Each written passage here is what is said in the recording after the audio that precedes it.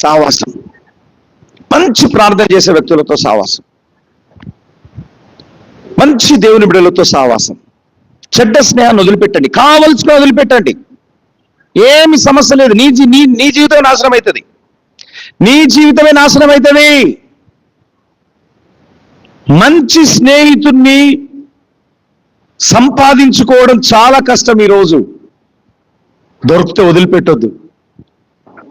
నిన్ను ప్రేమించే వ్యక్తిని, నీకోసం ప్రార్థించే వ్యక్తిని, నీకోసము నీ యొక్క దాన్ని ఏమంటారు, నీ వ్యక్తిగతమైన విషయాలు చెప్పిన నిన్ను దాచిపెట్టుకునే వ్యక్తి, అలాంటి వాళ్ళు దొరకడం అరుదు. పట్టుకో.